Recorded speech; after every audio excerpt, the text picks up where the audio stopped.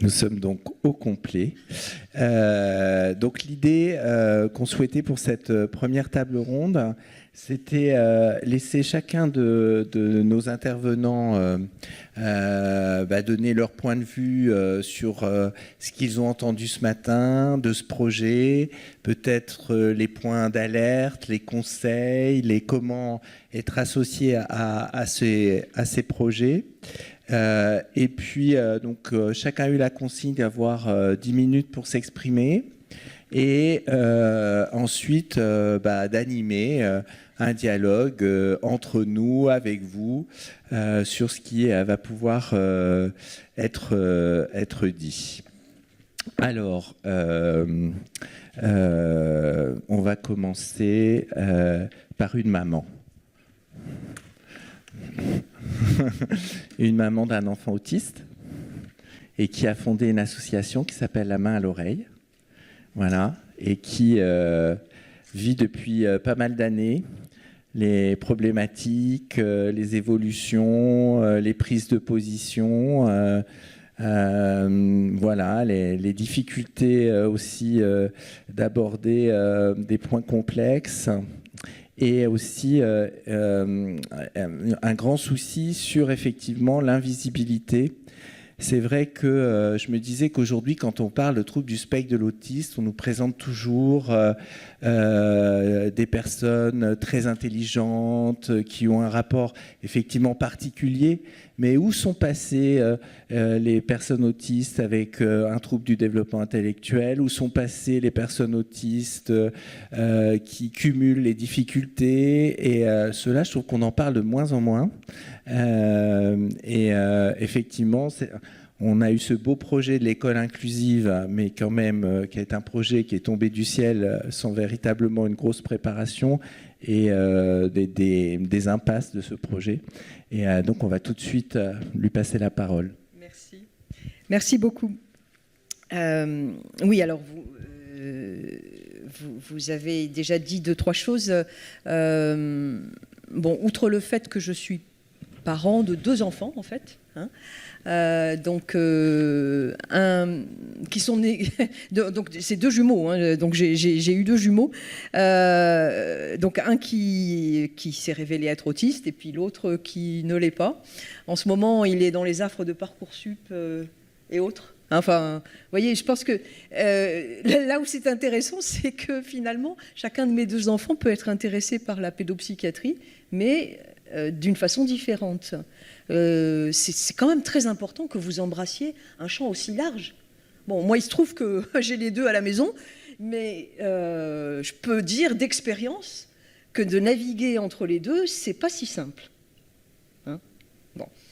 Alors oui, en effet, j'insiste beaucoup sur le fait qu'il y a un volet visible et un volet invisible dans ce qu'on pourrait appeler le malaise. Le malaise dans la génération que nous avons à traiter.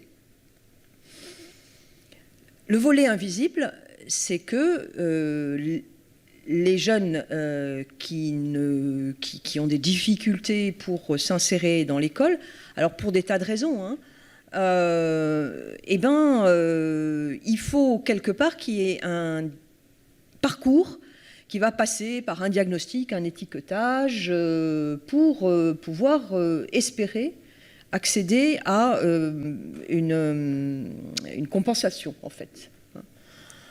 Et c'est là que le bât blesse. C'est que, en fait, on est une société qui n'est pas accessible, où l'accès, en particulier à l'instruction, hein, n'est pas garanti. Et on passe notre temps à construire des bidouillages qu'on appelle de la compensation, pour que ça rentre quand même dans le truc. Hein. Voilà. Et donc, on a un jeune qui va être considéré comme inadapté. Et comment on fait pour le rentrer? Donc, ce que je reproche à notre beau pays de la statistique, c'est que ces jeunes-là, ils ne les comptent même pas. Et comme ils ne les comptent pas, ils n'existent pas. Et c'est ça le paradoxe, hein, c'est-à-dire qu'ils sont comptés comme étant un dossier à la MDPH, il faut être très précis, hein, Dans un dossier MDPH, la première chose qu'on vous demande, c'est de construire le projet de vie de votre enfant. C'est-à-dire qu'à l'âge de 3 ans, j'ai rempli un dossier qui me demandait quel était le projet de vie de mon enfant. Bon. Déjà, quand vous avez commencé comme ça, vous savez que vous êtes chez IBU et que quelque part, la suite de votre parcours va être de naviguer entre des choses qui sont des réalités concrètes à traiter et puis de l'habillage narratif. C'est pour ça que ce matin, j'insistais sur le fait qu'il y a les deux volets de la chose. Quand on vient vous demander un diagnostic, il y a les deux choses. Il y a qu'est-ce que mon enfant a au fond, mais il y a aussi comment je vais habiller ça pour que ça soit vivable, supportable, socialement casable quelque part. Et vous êtes au croisement de ces deux choses-là. Donc dans la partie invisible, vous voyez, il y a déjà une grande complexité. Et je pense que c'est utile que les parents viennent effectivement expliquer comment ça joue tout ça. Hein, parce qu'il y a beaucoup de malentendus. Donc, première partie.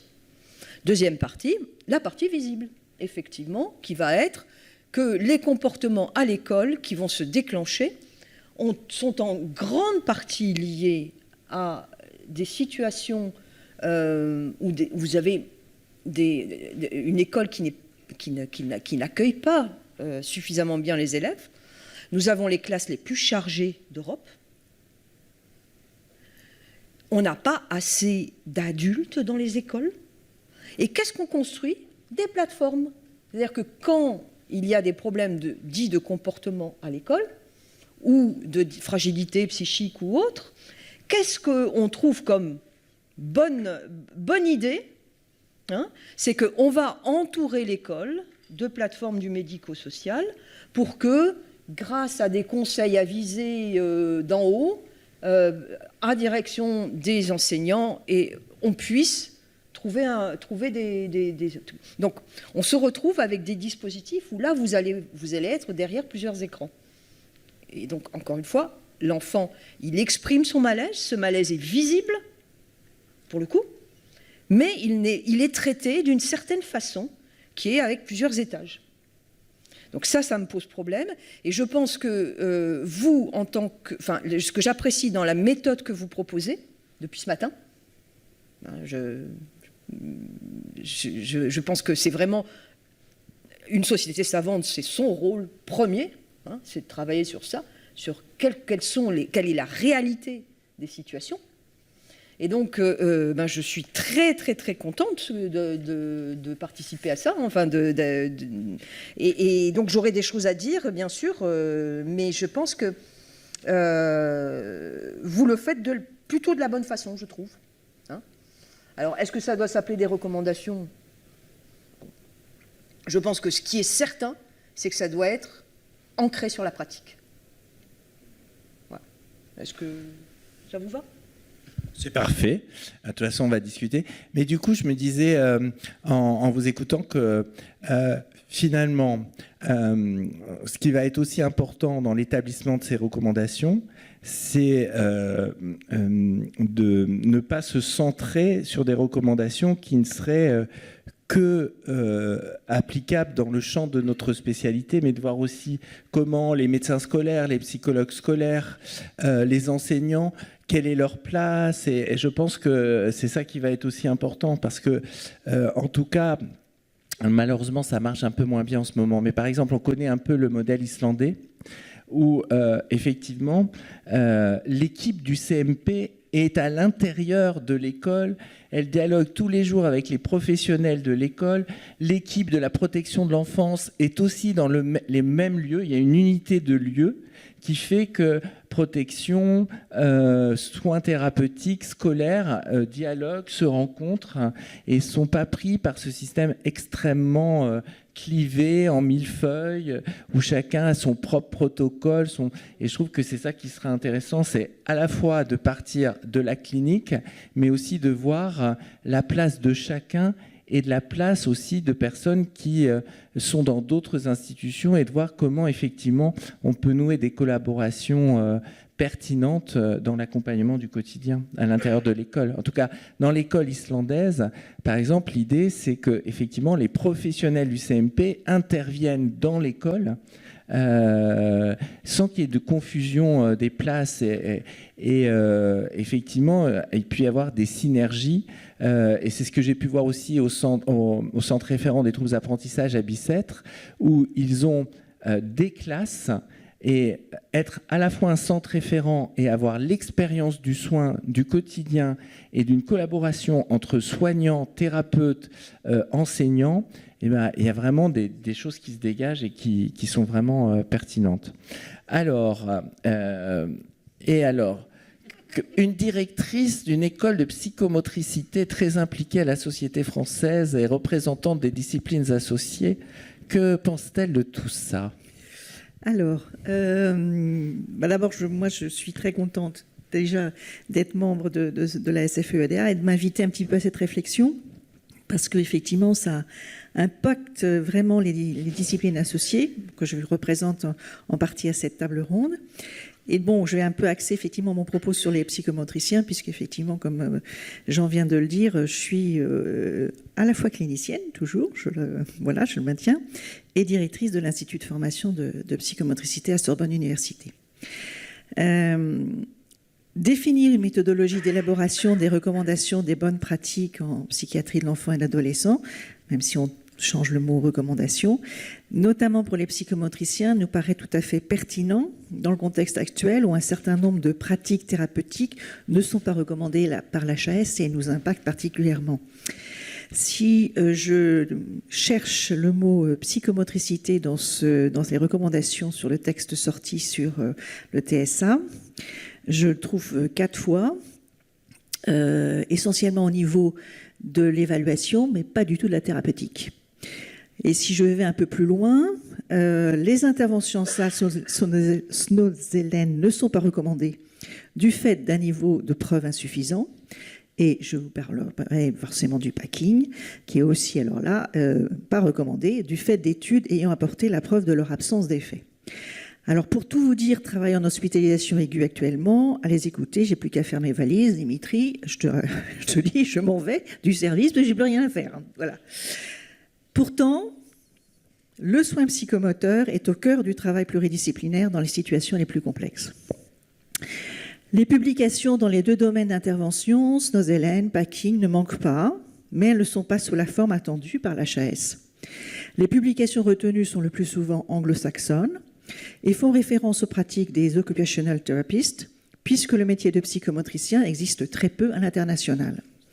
Et si un certain nombre de pratiques essentiellement top-down peuvent être assez proches, les pratiques bottom-up qui sont propres vraiment aux psychomotriciens, elles ne sont pas, elles manquent de preuves pour la méthodologie utilisée par l'HAS. Alors il est vrai que je ne peux pas me cacher derrière ça, que les travaux de recherche dans le soin psychomoteur, surtout en France, sont encore peu nombreux. Et en effet, comment les psychomotriciens dont le diplôme est encore aujourd'hui équivalent à Bac+2 peuvent-ils s'inscrire dans une démarche de recherche ? Là, c'est vraiment le serpent qui se mord la queue. Pour accéder à leur recherche, ils doivent quitter leur terreau clinique pour s'inscrire dans un autre cursus, psycho, STAPS, sciences de l'éducation, neurosciences. Et parmi les 70 psychomotriciens docteurs à ce jour, très peu sont encore des praticiens et encore moins dans le domaine de la psychiatrie de l'enfant et de l'adolescent. Dans le protocole méthodologique qui nous a été présenté ce matin, il nous paraît donc pertinent de s'appuyer sur les professionnels de terrain, ce qui n'exclut pas les travaux des psychomotriciens-chercheurs. Du côté de la formation, nous mettons beaucoup d'espoir sur les travaux de réingénierie qui, à peine repris en décembre 2025, se sont arrêtés au bout de 3 réunions début février, sous prétexte de problèmes de calendrier. Et depuis, plus de nouvelles, c'est-à-dire plus de 2 mois pour refaire un calendrier, c'est plus qu'étrange. Qu'est-ce qui se cache derrière ça ?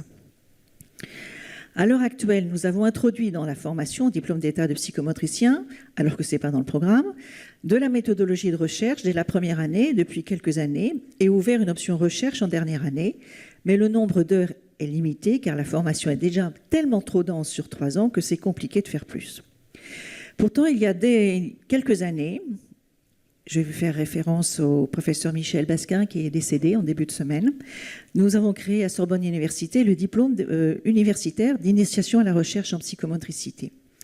Et il nous a beaucoup soutenus dans cette démarche, le professeur Basquin. Il était aussi responsable à une certaine époque de la formation des psychomotriciens. Et ce DU nous a montré qu'il est possible de développer de la recherche clinique en psychomotricité à partir des questionnements des professionnels sur le terrain. Et depuis maintenant bientôt 20 ans que ce DU existe, nous nous efforçons de nous appuyer sur des méthodologies plurielles qui intègrent également celles utilisées en sciences humaines et sociales. Et la finalisation de ce DU est la publication d'un article dans des revues scientifiques. En effet, comment évaluer une praxis psychomotrice? Avec des mesures neurophysiologiques, en mesurant la qualité de vie du patient. En psychiatrie de l'enfant et de l'adolescent, les parents peuvent être sollicités et rapporter sous forme de questionnaires ou de commentaires libres quelle est leur perception des progrès de leur enfant ou ado après une prise en charge en psychomotricité. Quels indicateurs pour objectiver l'efficacité d'une médiation corporelle? Les indicateurs pluriels sont nécessaires, prise en compte du contexte de vie, l'environnement dans lequel le jeune se développe, notamment la dimension interculturelle est à prendre en compte, surtout quand il s'agit du corps. On peut trouver des outils issus de la psychologie de la santé, comme des questionnaires sur la qualité de vie. Proposer des recherches-actions aux professionnels éviterait ce clivage entre le monde de la recherche et la clinique. Ce serait le meilleur moyen pour que les professionnels mettent en lumière toute la richesse et pertinence de leurs interventions thérapeutiques en s'appuyant sur des méthodologies mixtes qui viendraient éclairer d'un jour nouveau notre discipline sans pour autant s'enfermer dans des protocoles. La complexité du fonctionnement psychique humain, faute d'être prise en compte, aboutit à un réductionnisme stérile qui n'a de scientifique et d'objectif que le nom et l'habit. La psychomotricité porte l'immense ambition d'appréhender dans la pratique clinique du quotidien, auprès du bébé, de l'enfant, de l'adolescent, les interactions corps-psychisme auprès d'eux, qu'ils soient porteurs de polyhandicap, de TSA, de TDAH ou de TDC. Prendre en compte cette complexité, c'est proposer des méthodes de recherche mixtes, voire avoir un sens critique par rapport à la réfutabilité et la reproductibilité, c'est prendre en compte les enjeux relationnels de toute approche de soins. Et la psychomotricité porte d'emblée en elle d'être une discipline hybride, ce qui est un atout formidable pour s'engager dans la transdisciplinarité, tant la question du corps amène à des questions touchant à tous les registres de la connaissance, anthropologie, neurosciences, psychopathologie. En guise de conclusion, j'aimerais évoquer la question des troubles instrumentaux dont les troubles psychomoteurs représentent une des entités majeures, un enjeu qui me semble fondamental pour l'avenir de nos pratiques psychomotrices. Les troubles psychomoteurs, à l'instar des troubles instrumentaux, sont au cœur d'une controverse théorique qui s'oppose. D'un côté, les tenants d'une conception psychodynamique, héritière d'une longue tradition psychiatrique française, et l'autre, ceux d'une conception nosographique et organogénétique qui vise à cliver les fonctions cognitives et instrumentales des troubles affectifs relationnels. Cette tentative de purification symptomatique, qui vise à dissocier définitivement les troubles instrumentaux du fonctionnement psychoaffectif du sujet, remet ouvertement en cause le rôle des facteurs relationnels et de la structuration de la personnalité dans la constitution des fonctions instrumentales. L'étiologie se trouve ici renvoyée à son seul substrat neurophysiologique, sans que toutefois l'on ait fait la preuve que de tels corrélats ont une forte probabilité d'en être la cause. Sommet de choisir son camp, la radicalisation des discours ne fait que renforcer d'un côté les tenants d'une position du tout psychique qui nie la spécificité des troubles instrumentaux, de l'autre les partisans d'une neuropsychomotricité, débarrassés enfin des affres de la psychiatrie et de la sorcière psychanalytique. La difficulté à laquelle nous sommes confrontés est de taille. Il ne s'agit pas en effet de maintenir artificiellement un ordre ancien, mais de repenser, au regard des données actualisées, une clinique des troubles instrumentaux dont le moins que l'on puisse dire est qu'elle n'a toujours pas livré ses secrets. L'investigation des troubles psychomoteurs a été largement négligée tant par la psychiatrie de l'enfant et de l'adolescence que par les psychomotriciens eux-mêmes, bien souvent oublieux des fonctions instrumentales au profit des seules expressions signifiantes du corps.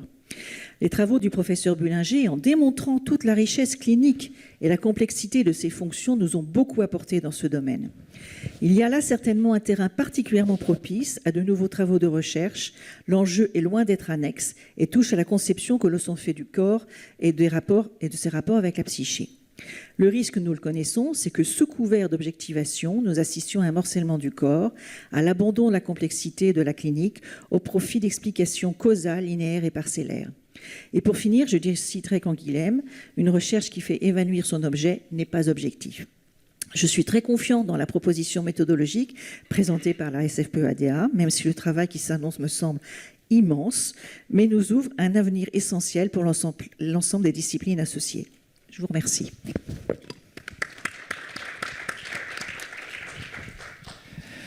C'est vrai que, par exemple, j'étais très étonné, mais on comprend les enjeux. C'est-à-dire qu'effectivement, si on est dans une méthodologie qui prend en compte qu'une littérature anglo-saxonne, voilà, forcément, il y a des spécificités culturelles, on pourrait dire, des spécificités qui n'apparaissent plus. Et que dans le TDAH, par exemple, il n'y ait aucune référence à la psychomotricité, alors même que sur le terrain, nous confions la plupart des jeunes enfants TDAH dans un premier temps psychomotriciens, ça paraît quand même assez curieux que voilà, on nous parle de plein de choses qui sont intéressantes, hein, les groupes parents, les machins, etc. Mais à aucun moment on ne trouve l'abord psychomoteur parce qu'il n'y aurait pas une littérature scientifique qui permettrait de justifier cette orientation. Tout à fait, et même ça va plus loin, c'est que les psychomotriciens s'emparent maintenant des TCCE, c'est-à-dire vont effectivement utiliser les méthodes COP, les méthodes machin, pour effectivement rentrer dans ce moule-là et ne pas du tout repartir sur la question de la sensorimotricité, sur la construction effectivement développementale. C'est quand même aberrant, avec que des méthodes cognitives, alors que c'est pas le propre de notre métier. C'est terrible. C'est-à-dire que moi, je me dis que je fais plus le même métier que un certain nombre de psychomotriciens qui sont effectivement sur une approche complètement top-down. C'est plus mon métier. Et l'expérience qu'on a eue dans le service, c'est qu'on avait participé à des travaux pour construire un livret d'accueil spécifique pour les parents d'enfants présentant un trouble du neurodéveloppement et qu'on avait été remercié sous forme d'un budget de formation supplémentaire. Et quand on a voulu financer une formation Bullinger, on nous a expliqué que, non, ça, c'était pas recommandé par l'ARS et que donc le budget ne pouvait pas être utilisé pour des formations sensorimotrices qui nous paraissaient pourtant pertinentes. Ouais. Même le terme sensorimoteur n'apparaît pas dans la recommandation HAS sur l'autisme, ce qui paraît quand même aberrant, puisque c'est quand même le terreau même, je dirais. Voilà. Alors, comme tu dis, Bullinger, en plus, il a vraiment travaillé sur le handicap. Et il nous aide énormément à penser cette question instrumentale, qui effectivement, on n'a pas que des mains pour écrire, on a un corps avant tout pour écrire. Et donc, si on ne comprend pas ça, on va effectivement complètement morceler le corps. Il n'y aura même plus de corps. Il y aura une tête et des mains, mais il n'y aura plus de corps. Alors, on va s'adresser à une représentante des psychologues qui a une grande expérience sur le terrain, en plus dans des milieux compliqués comme la PJJ. Voilà, Martine Ravineau, que j'écorche pas, Martine Ravineau. Non, mais c'est Martine Ravineau. Alors, qu'est-ce que vous pensez de tout ça, de votre place? Ça marche, hein ? Oui, ça marche. Oui, ça marche. Oui, alors donc je suis là, mais je représente le syndicat national des psychologues. Donc c'est un syndicat, juste voilà, c'est un syndicat. Il y en a qu'un pour les psychologues, hein, c'est un peu différent des psychiatres, je crois. Et il est assez ancien, il représente tous les champs d'exercice et toutes les orientations. Voilà, donc alors c'est compliqué, hein, certes. Bon, alors c'est vrai que le protocole en fait qu'on a reçu là, il y a pas très longtemps, quand même, on n'a pas eu beaucoup de temps pour le travailler, mais il nous a semblé tout de suite très intéressant parce que déjà ça acte, j'allais dire, une démarche contradictoire par rapport à l'autorité de santé. Voilà, parce que ça fait quand même longtemps que cette autorité, alors jusqu'à présent il y avait des recommandations, mais ça n'avait pas mobilisé la foule quand même, hein, franchement. Voilà, et ça, c'était des documents qui restaient dans des bureaux, qui étaient vécus souvent comme hors sol, et puis voilà, ça descendait, point final. Et puis là, pourquoi ça arrive maintenant, hein, c'est ce matin, pourquoi ça arrive maintenant? C'est parce que l'entonnoir se rétrécit quand même, hein, franchement. Voilà, en février, donc il y avait déjà le président de la HAS qui disait il faut donner une valeur juridique et contraindre les professionnels. C'est pas rien quand même. Après, il y a eu une audience d'ailleurs qui a été faite avec certains d'entre vous, puisque le SNP j'allais dire, bien sûr, a fait beaucoup de communiqués, mais le souci, c'était d'être à plusieurs, de fédérer tous les acteurs du soin. Il ne s'agit pas d'y avoir que des psychiatres, des psychologues ou des pédopsychiatres. Il faut beaucoup plus que ça. Et je pense que depuis ce matin, on a dit que l'intérêt, c'est d'avoir un maximum d'acteurs de soins pour faire front j'allais dire, à ce qui se passe dans cette autorité administrative d'État, qui elle-même d'ailleurs, enfin il y a un article qui a été publié dans la Tribune, hein, où eux-mêmes disent attention, notre indépendance est menacée. Bon, alors si je vous lis un peu d'ailleurs ce qui avait été écrit dans cette fameuse article, hein, c'est quand même assez, c'est les membres du collège hein, qui dénoncent. Certains acteurs cherchent à exercer des pressions, notamment sur des dossiers en cours d'évaluation, en imposant un récit fondé sur l'émotion plutôt que sur les preuves. C'est quand même pas rien. Bon, ils dénoncent l'instrumentalisation de la voix de familles bouleversées, de patients en détresse avec l'appui de professionnels de santé. Ces pressions prennent des formes multiples, directes ou indirectes, via les médias, des relais d'opinion, voire auprès de l'exécutif ou par la menace de retrait de médicaments du marché. Bon, ça, c'est pas vous qui le dites, ni nous, hein, c'est-à-dire qu'eux-mêmes se sentent en danger.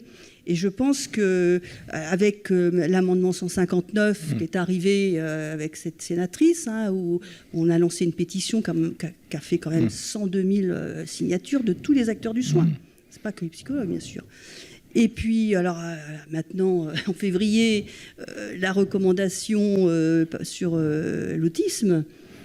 On voit, c'est un escalier quand même, hein, on voit cet escalier qui monte et le fait que voilà, ça mobilise des actes, ça vous mobilise sur ce projet, c'est vraiment c'est magnifique, je vais dire d'une certaine façon. Après, c'est comment il va pouvoir se mettre en place. Là, c'est dans le temps qui vient hein, qu'il faudra. Ça sera sûrement pas très simple hein, parce que évidemment, ça va se heurter, je pense, à ce qui a été évoqué aussi souvent, c'est-à-dire que c'est cette question de l'évaluation. Qui est quand même beaucoup basé, j'allais dire, sur les essais randomisés, enfin, tout ce qui a trait aux sciences médicales. Mais c'est vrai que pour les psychologues donc, qui défendent âprement, j'allais dire, leur attachement aux sciences humaines, et Dieu sait qu'on est attaqué régulièrement là-dessus par le ministère de la Santé, par les médecins, enfin voilà, hein, qui veulent à tout prix nous ramener dans la médecine, en nous obligeant à faire des études médicales, en nous ramenant dans le code de la santé publique. Enfin voilà, ça c'est le rôle d'un syndicat, hein, bien sûr, de se battre pour dire mais attention, il faut pas annihiler les sciences humaines. Il n'y a pas que ça, bien sûr, mais il faut qu'elles puissent s'articuler avec les autres. Et c'est vrai que dans les évaluations, qui peuvent, j'allais dire, mettre en avant tout ce qui se passe dans la thérapie, etc., pour l'instant, ces évaluations sont mises de côté. Voilà, donc je ne vais pas revenir là-dessus, ça a déjà été largement dit. Alors après, ce que je pourrais dire, c'est que voilà, comment combattre cette idéologie qui s'infiltre partout, j'allais dire, parce que les sciences humaines, psychologues entre autres, hein, on ramène toujours sur la dimension globale de l'être humain et la complexité de l'être humain. Voilà. Et ce qui, j'allais dire, ce qui règne dans la société actuelle, et pas qu'en France, hein, c'est la pensée en silo. Voilà. Alors dans ce ministère hein, qu'on a fréquenté dans des audiences, vous savez qu'à chaque fois on nous le redit ça. Voilà, la pensée en silo, la fragmentation, les centres experts. Voilà, il faut être pragmatique, il faut penser par comme ça des choses très scindées. Ce qui est totalement antinomique, évidemment, avec notre façon de voir les choses. Et je pense, avec votre façon de voir les choses, je l'ai entendu ce matin, hein, on est quand même beaucoup sur la même longueur d'onde. Et comment arriver, parce que c'est un système de pensée, en fait. C'est pour ça que, bien sûr, on a l'amendement 159 ou l'autisme, voilà, on dégage une orientation théorique, la psychanalyse, mais c'est pas ça. Le combat, il n'est pas là. Le combat, il est bien ailleurs. Il est bien plus large. J'allais dire, c'est une conception de l'humain, une conception du soin. C'est-à-dire, il ne faut pas se tromper de combat, quoi. Il faut faire attention, parce que c'est quelque chose qui est beaucoup plus insidieux, j'allais dire, qui attaque la professionnalité, qui attaque l'autonomie technique, qui veut substituer, j'allais dire, à l'expertise des professionnels cette idéologie rampante. Voilà. Et ça, c'est encore pire, j'allais dire. Donc, il faut pour ça la mobilisation de tous ceux qui ont envie, j'allais dire, de concevoir un soin, j'allais dire, plus humain est moins technicisé, est moins standardisé, moins quantifiable et tout ça. Et je pense qu'on a besoin d'être tous ensemble pour ça. On a déjà fait des communiqués communs avec certains d'entre vous. Il y en aura d'autres. Et je pense que c'est important d'avancer comme ça. Et bon, c'est vrai que moi, je me rattache souvent à Edgar Morin, parce que c'est un penseur que j'aime beaucoup, et qui a toujours défendu, j'allais dire, la pensée complexe, qui défend toujours, parce qu'il est toujours là. Et je pense que c'est fondamental, justement, que du côté des sciences humaines, on se batte pour ça. Voilà. Merci beaucoup. Alors, Christophe, c'est un psychiatre d'enfants et d'adolescents, Christophe Libert, de terrain. Il a exercé dans différents lieux. Il connaît bien la dimension du soin sectoriel. Il est président de l'API. Quel regard, quel point de vue en résonance avec ces échanges et ces présentations depuis ce matin? Alors déjà, merci à la société et à son président Bruno Falissard d'avoir invité l'API à cette table ronde. J'avais envie qu'on soit un peu plus, au moins en demi-table ronde. C'est pour ça que j'ai mis mon siège un peu comme ça. Alors je vais réagir, enfin ça sera des idées un peu pêle-mêle, mais à la fois en fonction à partir de ce qui s'est dit ce matin. Donc j'avais des idées qui ont déjà été finalement dites, donc je ne vais pas les redire. Donc ça sera un peu comme ça, un peu du brut, ça ne sera pas forcément très structuré, mais déjà le terme recommandation, moi il me plaît bien et je pense qu'il faut le maintenir, parce que si on fait un pas trop de côté, ça délégitimerait en fait la portée. Voilà, moi je pense ça. Un mot quand même, j'avais prévu de parler un peu des actuelles recommandations donc de la HAS, avec cette espèce d'aspect de suprématie comme ça, hein, qui fait autorité, mais par définition, ça vient de la haute autorité. Donc il y a quelque chose qui est quand même très embêtant. Je ne vais pas revenir sur tout, mais quand même, il peut y avoir dans un certain nombre de ces recommandations quelque chose d'assez réducteur et qui fait complètement l'impasse sur... Olivier l'a dit ce matin sur les relations entre certains troubles et d'autres, notamment pour des recommandations sur le TDAH. Donc l'aspect réducteur, ce qui en découle des fausses nouvelles, des fake news, comme par exemple le packing qui serait interdit, alors que non, il n'est pas recommandé, il n'est pas interdit, mais ça va très très vite. Et puis les implications que ça pourrait avoir, ça on a déjà sur le plan juridique, alors pas forcément dans notre spécialité, mais des consoeurs, des confrères sont attaqués en justice pour pas avoir suffisamment bien soigné un patient. Et la première chose qu'amène le juriste, l'avocat, c'est les recommandations de la haute autorité. Pourquoi il n'a pas respecté les recommandations de la haute autorité? Donc à partir du moment où elles posent problème, où elles sont très imparfaites, inégales et tout, quoi. Je vais pas revenir là-dessus, c'est quand même très embêtant. Il y a l'implication juridique et puis aussi il y a l'implication, il y a la question des sous, quoi. Très clairement, si vous voulez monter une unité et que vous affichez et que vous allez faire du packing, votre projet ne va pas être retenu. Bon, là je suis un peu extrême peut-être, mais pas tant que ça quand même, hein. J'en viens maintenant quand même très vite et puis après pour laisser un peu la place à la discussion entre nous.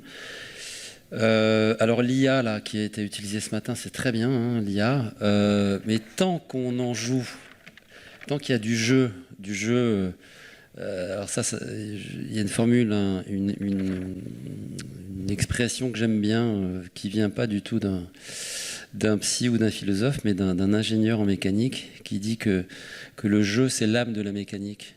Bon, voilà, Winnicott et lui, ce serait très bien entendu, je pense. Donc tant qu'il y a du jeu dans l'utilisation de l'IA, c'est bien. Mais le jour où on utilisera l'IA sans se décoller ça sera très embêtant. Mais là, le jeu y est, donc c'est très bien. Alors, les recommandations de la CFPEDR. J'y viens.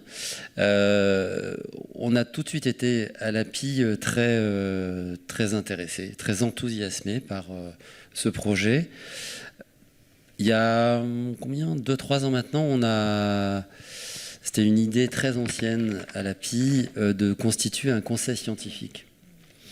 Il est en place, il fonctionne, il reste modeste dans ses productions, dans ses synthèses, dans ce qui est... Mais vraiment, il y a un boulot assez formidable qui se fait en complément de ce qui peut être travaillé, discuté au conseil d'administration, qui n'utilise pas du tout de méthodologie comme celle de ce protocole, mais qui, en tout cas, duquel ressort des choses vraiment très intéressantes et qui ne sont pas assez diffusées. D'ailleurs, sans doute que je vous apprends là voilà.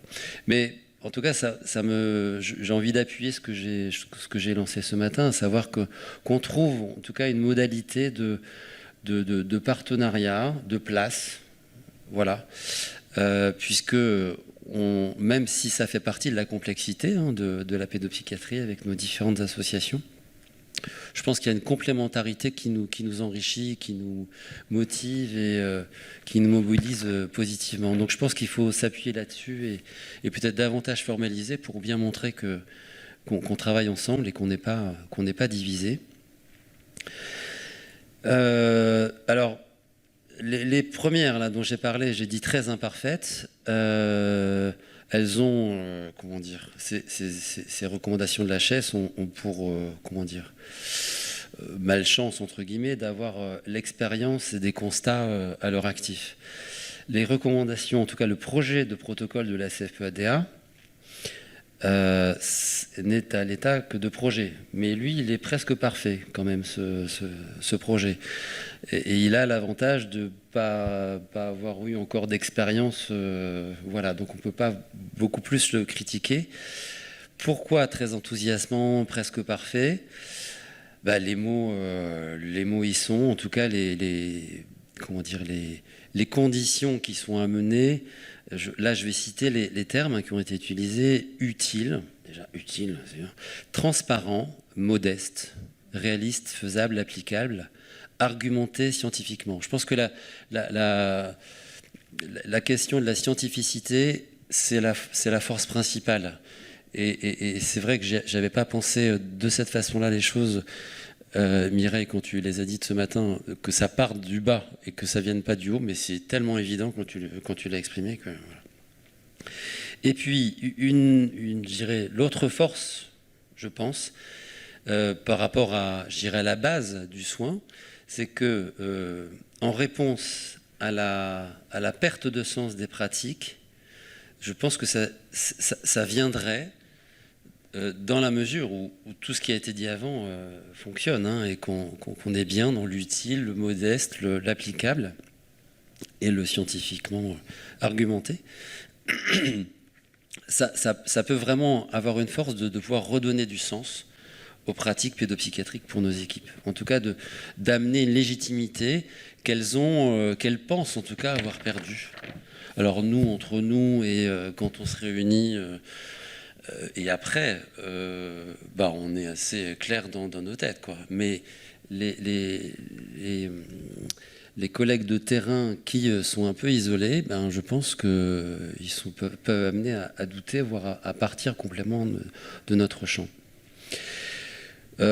Concernant ce que Jonathan a pu dire, oui, voilà, tu es là, de l'aspect pas assez structuré. En fait, je pense qu'il y a quelque chose qui vient de la complexité. Je pense que c'est structuré, mais qu'il y a différents types de structuration et qu'elles ne sont pas assez reliées. Moi, je dirais que ça manque de liant. Et sans doute que de telles recommandations pourraient amener du liant. Voilà, j'ai réfléchi à partir de ce que tu disais tout à l'heure. Et complètement OK. Et que ce liant et la façon dont les choses seraient davantage visibles et lisibles amènerait sans doute une force d'attractivité qui serait aussi très intéressante. Alors jusqu'à présent, là, c'était tout positif. Après, c'est quand même un défi assez énorme. Donc c'est pour ça que les 1 an, je dirais, plutôt point d'étape à 1 an, mais pas forcément beaucoup plus, puisque de toute façon, des recos en moins d'1 an, ça me semble... Enfin, une reco sur un thème en moins d'1 an, ça me semble déjà pas possible. Donc il faut aussi penser à la fois des projets qui soient, des projets de reco qui soient, pas seulement les recos, mais les projets de reco qui soient tenables. Donc il ne faut pas être trop ambitieux là-dessus. Et puis pour qu'elle reste, pour que, je dirais, la société française complétée, je dirais, dans son partenariat par d'autres, puisse être légitime à proposer des recommandations. Il ne faut pas que ce soit une recommandation tous les 10 ans. Donc il faut qu'il y ait aussi un certain volume de recommandations. Et voilà, ça fait partie des défis intéressants. Pour ce qui est de l'appel à idées, oui, bien sûr, pour les membres de la SFPEADA, et j'en discutais avec Jean, je disais peut-être très vite aussi, d'emblée ou pas, en tout cas très vite, associer les autres. En tout cas l'extérieur, donc les autres sociétés, en tout cas ceux qui seraient partenaires, sociétés, fédérations qui seraient partenaires. Famille, parents, usagers. Ça, je trouve que c'est vraiment très important. À la lecture rapide, je me suis dit, tiens, il n'a pas parlé des... Et en fait, si, c'est très clair, c'est bien noté, mais peut-être qu'il faudrait le noter davantage. Et puis, j'ai été auditionné il y a... je ne sais plus, 2 ans à la haute comité, au comité, le HCFEA. Et j'ai trouvé qu'il y avait quelque chose d'assez chouette, c'est-à-dire qu'il y avait des usagers, pas seulement des familles, mais des usagers. Alors, ils ne sont pas représentatifs de tous les enfants qui présentent un trouble de santé mentale, mais en termes d'âge, c'était des pré-ados, ils étaient 4-5, pré-ados jusqu'à grand-ados. Ce qui était, et puis ils étaient tous intelligents. Par contre, ils venaient de niveaux et d'environnements socio-économiques, ruraux, urbains, très différents. Et c'était quand même déjà super intéressant de les écouter. Et la première chose qu'ils ont dite, et là ils étaient tous d'accord, c'était la question de l'accessibilité aux soins. Et les témoignages, c'était, nous, pour avoir une séance de psychothérapie, il faut qu'on fasse 1 heure, 1 heure et demie de route, et encore, c'est quand, tatata. Et de les avoir, je dirais, d'entendre leurs paroles et qu'ils puissent émettre un avis consultatif, en tout cas qu'on prenne en compte leur... voilà, donc parents, famille, mais usagers, enfants, ados. Et puis il y a des gamins, si j'ai le temps, je vous raconterai une anecdote que j'ai déjà... voilà. La question des territoires, donc elle est super importante. Donc là, je vous jette un peu les choses. La question de l'humain, qui est trop peu présente dans les recommandations actuelles, comment ça s'articule avec... voilà. Et puis, j'aurais envie, alors je ne sais pas si je le fais maintenant ou après, mais d'amener plusieurs idées, en tout cas, à la fois naïves mais sérieuses, d'un pédopsychiatre de terrain non chercheur, je ne suis pas universitaire, des thématiques qui pourront rester vagues, mais qui en tout cas, qui, à ma connaissance, n'ont pas été traitées. La première chose que je voudrais amener, c'est en pédopsychiatrie, le trouble isolé, c'est quand même l'exception. La règle, en tout cas ce qu'il y a de plus commun, c'est la complexité des troubles, la comorbidité, les troubles associés. Qu'est-ce qu'on fait de ça ? C'est comme si en fait on avait des recommandations sur un seul médicament, alors qu'on sait pertinemment que les personnes ont plusieurs médicaments en même temps. Et quand vous interrogez un pharmacologue, un médicament, on sait son devenir, on sait 2, ça commence à être difficile quand on le met ensemble. Mais alors 3, ça devient carrément impossible. Or nous, on a beaucoup plus, en moyenne, on a beaucoup plus que 3. Que 3 histoires, que 3. Donc la question de... je pense que la complexité, il faut pouvoir la cerner, l'encadrer et pas laisser le mot comme ça, mais je pense qu'il faut quand même la prendre à bras le corps, et je pense que ça serait intéressant que ça fasse partie, cette question de troubles isolés, troubles associés, comorbidité, complexité. Et puis ça aurait directement des implications en termes de validation ou pas des organisations de soins. Parce que organiser les soins en pédopsychiatrie en filière ou les organiser uniquement en soins généralistes, en CMP, sans aucune hyperspécialisation, ou alors un système mixte où il y aurait à la fois du généraliste pédopsychiatrique et de la filière intégrée, adossée, reliée, ça serait quand même, c'est ce qui paraît le plus pertinent. Mais pour le valider, sachant que les forces, elles sont quand même très vives pour être dans des filiarisations excessives, ça serait vraiment intéressant d'être là-dedans.